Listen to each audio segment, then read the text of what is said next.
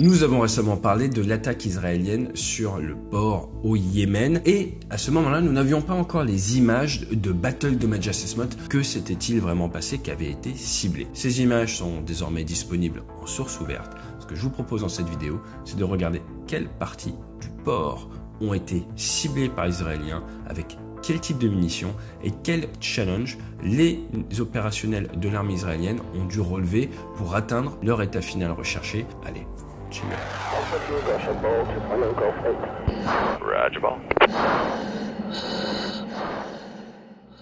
Et aujourd'hui, notre partenaire, c'est Saily. Et pourquoi est-ce que c'est un excellent partenaire sur cette chaîne? Parce que l'on se déplace régulièrement.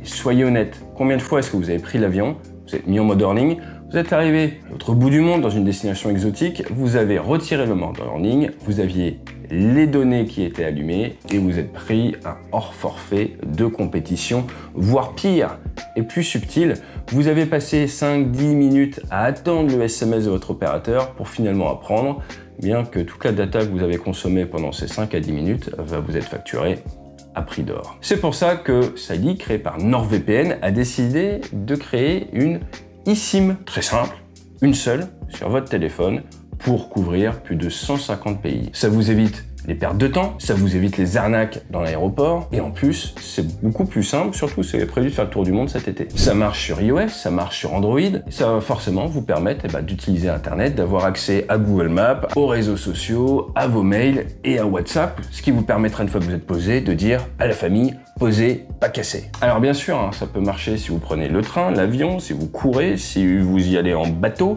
le tout c'est aller dans un autre pays. Et là, vous allez économiser sur les frais, et surtout vous aurez pu à couper la data. Moi je sais qu'à une époque j'allais beaucoup au Canada, j'avais pas de forfait canadien et j'allais en fait de boutique de donuts à boutique de donuts créée par un hockeyeur, on va voir s'il y en a qui connaissent, pour pouvoir avoir le Wi-Fi. Plus besoin de tout ça, et en plus vous avez un support 24 heures sur 24, 7 jours sur 7. Alors comment ça fonctionne? Très simple, une sorte de checklist si vous voulez. En 1, vous choisissez votre pays et votre forfait. En 2, vous installez l'eSIM directement sur votre téléphone. Et en 3, vous l'activez juste avant votre vol. Comme ça, ça vous permet, une fois que vous êtes posé, d'avoir accès à votre forfait, à votre data, à un tarif plus qu'avantageux. Et comme tout le monde, vous pourrez envoyer votre petit message, posé pas cassé, sans surcoût. Allez, si vous voulez en savoir plus, il y a le lien juste en dessous. Saily, ça va être votre camarade pour vos voyages cet été. Et n'oubliez pas d'utiliser le coupon ATCHUE, cela vous donnera 15% de réduction sur votre premier achat de eSIM dans l'application.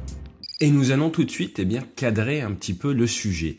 Al-Hodeïda, c'est tout simplement la 4e ville du Yémen. Vous avez une population estimée à 735 000 habitants. Pour vous donner une idée de comparaison, Marseille, c'est 873 000. Lyon, 522 000. C'est donc une grande ville. Dans ce pays, le Yémen, dont le nom veut dire en arabe la droite, qui compte tout de même 35 millions d'habitants, ce qui en fait le 48e pays au monde, avec une superficie proche de celle de la France continentale. On est sur du 530 000 km². Par contre, il y a beaucoup de relief. La capitale, Sanaa, qui est environ à 250 km de ce port qui a été frappé, est à plus de 2000 mètres d'altitude. Et vous retrouvez des traces de civilisation dans ce pays très ancienne, avec notamment des barrages, plus de 800 avant notre ère, et même certains archéologues qui pensent qu'il y avait déjà des barrages dans la région à près de 1750 années avant Jésus-Christ. Ce qui est sûr, c'est que c'est un pays qui connaît énormément la guerre. Les Allemands, d'ailleurs, y avaient installé un relais radio en 1914 et ils ont été envahis par l'Arabie Saoudite en 1934, lors déjà de la guerre entre le Yémen et l'Arabie Saoudite. Ce port, ce n'est pas sa première destruction. En 1961, le feu l'avait détruit et accrochez-vous bien, ce sont les Soviétiques qui avaient aidé à sa reconstruction, qui avaient même fait la route entre le port et la capitale, et qui avait installé un port militaire dans les années 70 et dans les années 80. Ce port est donc très connu car il s'agit de la plus grande porte vers la mer Rouge de ce pays, du Yémen. Vous pouvez voir qu'il est très bien abrité naturellement, et au niveau des zones, on voit 3 grandes zones. Au nord, vous avez la zone avec les containers et 2 grues géantes qui permettent de décharger justement ces containers. Un peu plus au sud, vous avez une zone qui ressemble plus à une zone de grain avec des types de navires différents et des petites grues, pas du tout ces grandes grues. Et ensuite, plus au sud, vous allez avoir du stockage avec une multitude de petits réservoirs, dont certains d'ailleurs, toute une zone n'a pas été touchée par les Israéliens. Et encore un peu plus au sud, là où ont lieu les frappes, eh bien vous avez énormément de réserves de carburant. Et ce matin, quand je regardais, il y avait sur Google un point qui disait « Outils iranienne military port » sur Google Maps. C'est quand même pas banal, je crois qu'il a disparu depuis. C'est sur cette zone, donc la partie sud, que se sont concentrées les frappes israéliennes, même si, on va le voir en regardant ces images, la partie container a également été touchée. Juste pour la petite histoire, un peu plus nord de cette position, il se trouve un pipeline qui fait 438 km et qui a une capacité à faire passer 200 000 barils de pétrole par jour. Il avait été saboté il y a quelques années, il serait de nouveau en service opérationnel et c'est Safer Exploration and Production Operation Company qui gère tout ça. Alors regardons un peu plus en détail les frappes qui ont fait officiellement 6 morts au Yémen et plus de 87 blessés. Là vous avez des images satellites qui nous sont fournies par Maxar avec le avant-après, vous pouvez vous orienter, on s'oriente assez facilement grâce à ce qui n'a pas été touché et surtout grâce à la ligne d'eau. Quand vous regardez l'image satellite, cherchez toujours le nord, c'est comme ça que vous allez pouvoir vous orienter facilement. Vous voyez que toute la partie délimitée vraiment au sud, celle qui s'appelle la Yemen Petroleum Fuel Depot en fait sur Google, c'est là qu'elle a été frappée et vous pouvez voir si vous zoomez qu'il y a une porte, une gate comme on dit, une garite à l'entrée où il faut pouvoir passer, que cette garite n'a pas été touchée. Par contre que les bâtiments plus au sud, eux ont été touchés tout comme les réserves des pétroles.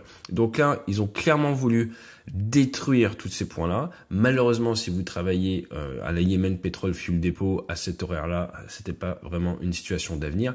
Mais quand on prend un peu de recul, quand on zoom out, on voit qu'il n'y a pas de risque pour la population civile. Vous êtes assez loin, pas de risque immédiat. Je rentrerai pas sur le débat des fumées, ça c'est un autre impact. Mais le point très intéressant, c'est de voir que plus au nord, au niveau du port, du terminal de containers, eh bien les grandes grues ont été frappées. Et les Israéliens ont même partagé les images de ces frappes qui nous viennent soit de missiles Delila, sur lesquels je vais revenir, soit sur des Spice, probablement des Spice 2000, qui sont d'ailleurs tirés des fois par les Mirage 2000 indiens. Autre image partagée, celle du ravitaillement avec le 707, où là l'image est rognée afin qu'on ne puisse pas voir exactement ce qu'il y a sous les ailes du F-16I. Et également des images de retour d'F-35, du 140e escadron, qui ont clairement visible au moment de l'ouverture de la soute en fin de vol du missile RRAIM-120, donc pour pouvoir intercepter un chasseur ou un avion ou un drone ennemi. Petit détail intéressant, vous voyez sur les toutes dernières secondes, le pilote en fin de vol, il n'a aucun grade sur sa combinaison, aucun patch. C'est ce qu'on appelle une tenue sanitarisée, où vous avez retiré tout ce qui pourrait permettre à l'adversaire d'avoir des informations sur vous et vous ne partez avec absolument rien de personnel au combat. Comme ça, en cas d'éjection, il y a le strict minimum et l'ennemi ne peut pas utiliser votre patch, votre name tag contre vous. Alors juste pour remettre un tout petit peu de contexte, le Times of Israel annonce qu'il y a eu 220 tirs des Houthis, donc Ansar al-Assad, contre Israël depuis 9 mois, que là donc c'est la première réponse suite à la mort d'un Israélien la veille de l'attaque. Et la dernière fois, je vous parlais du nom de l'opération, brin tendu, que j'avais un peu de mal à comprendre. En fait, c'est une référence religieuse avec la Bible. Donc nous sommes dans Deutéronome 26-8, et l'Éternel nous fit sortir d'Égypte à main forte et à bras tendu. Et c'est ce bras tendu, cette référence à la Bible, et c'est la suite qui forcément parle beaucoup aux Israéliens, et il nous conduit dans ce lieu, et il nous a donné ce pays où coule le lait et le miel. Donc voilà la référence au nom de l'opération que j'avais du mal à comprendre la dernière fois, bras tendu, j'avais du mal à comprendre, probablement à cause de mon call sign, qui, comme vous le savez, est athée. Maintenant, quelles sont les spécificités des munitions utilisées pour taper ces grues? Déjà, ce qu'il faut savoir, c'est qu'une grue, c'est très difficile à détruire. Et je pense que ça n'a pas été facile. Vous voyez au niveau des images satellites qu'il n'y a pas eu d'erreur, que les bombes sont bien tombées autour / sur les grues. Mais pour faire tomber une structure métallique pleine de vide, imaginez faire tomber la Tour Eiffel, c'est pas évident. Donc, ils ont utilisé de différents calibres. Le Spice, ça veut dire Smart, Precise Impact et Cost Effective. Donc c'est une bombe intelligente qui va vous permettre d'avoir ce qu'on appelle un CEP, une précision quasi métrique et pas coûter cher. Le concept, c'est un peu comme la GBU ou la 2SM. C'est vous prenez un corps de bombe tout bête de 125 kg, 500 kg ou 1 tonne et vous venez lui mettre ce petit kit qui va permettre le guidage, mais également à la bombe de planer. Et le guidage est très intéressant dans ce cas-là, car il peut être électro-optique grâce à des images satellites que vous avez entrées en mémoire, et le système va essayer de comparer l'image satellite et ce qu'il voit avec son petit œil grâce à un guidage depuis le pilote ou son navigateur qui va pouvoir, un peu comme sur les toutes premières munitions intelligentes de la Seconde Guerre mondiale, piloter la trajectoire de la bombe. Et ensuite, derrière, vous avez également forcément une capacité inertielle ou GPS. GPS qui sera plus précis si les Américains vous communiquent les clés GPS, donc la précision militaire du GPS, et il est plus que probable que les Iraniens en disposent. Donc avec ces corps de bombe de 1 tonne, vous allez pouvoir avoir un effet militaire, un effet de souffle qui va être intéressant, et à force d'effets de souffle placés au bon endroit, voilà, vous devez pouvoir faire du mal à la grue, mais je ne pense pas qu'une bombe suffise. À côté de ça, vous pouvez également utiliser dans l'arsenal israélien le Delilah, qui date en termes de conception des années 80, mais qui a vraiment été opérationnel à partir de 95, où là vous êtes sur un missile qui va pouvoir porter à 250 km, mais sur quelque chose de plus léger. Donc une charge militaire de 30 kg, mais là encore, GPS INS, ou alors vous allez pouvoir le guider, ce qui vous permet d'avoir une très bonne précision, et ça a été utilisé pour la première fois, c'était contre le Liban, en 2006, par des F-16D. Personnellement, moi je pense que y aller avec du corps de bombe, voilà, avec de la 1 tonne, de la Spice 2000, donc 2000 livres, c'est assez cohérent au vu de l'effet recherché, mais il est probable qu'ils aient dû attendre, avoir plusieurs patrouilles, peut-être même faire une sorte de hold pour taper, voir le résultat, ensuite envoyer une autre munition, voir le résultat et probablement faire plusieurs frappes. D'ailleurs, on voit qu'il y a plusieurs frappes qui ont été effectuées. Pourquoi? Eh bien, parce que faire tomber une structure métallique comme ça, ce n'est vraiment pas évident, mais c'est encore moins évident à réparer, j'ai envie de vous dire. Et ce qui est sûr, c'est que au-delà du côté pétrole, l'impact pour la nation yéménite, l'impact pour le pays, pour les citoyens sera énorme. La perte de ces 2 grues, c'est, j'ai envie de vous dire, du stratégique d'un point de vue national. Voilà ce qu'on pouvait dire à chaud sur cette frappe en termes de BDA, Battle Damage Assessment, débriefer un petit peu ce qui s'est passé. Ça vous permet de voir la volonté des Israéliens de ne taper, comme ils ont dit, que des cibles militaire. Maintenant, à voir si ces grues, vous estimez que ça sert à décharger du matériel militaire, peut-être iranien, donné à Nasrallah. Énorme impact sur les réserves de pétrole du Yémen, sur la capacité de stockage également. Énorme impact sur la capacité de décharger du matériel. Je vous rappelle que le Yémen, ce n'est pas un pays développé comme on est habitué en Europe, en termes de routes, en termes d'infrastructures. Et à partir de là, l'impact va être majeur pour les mois à venir.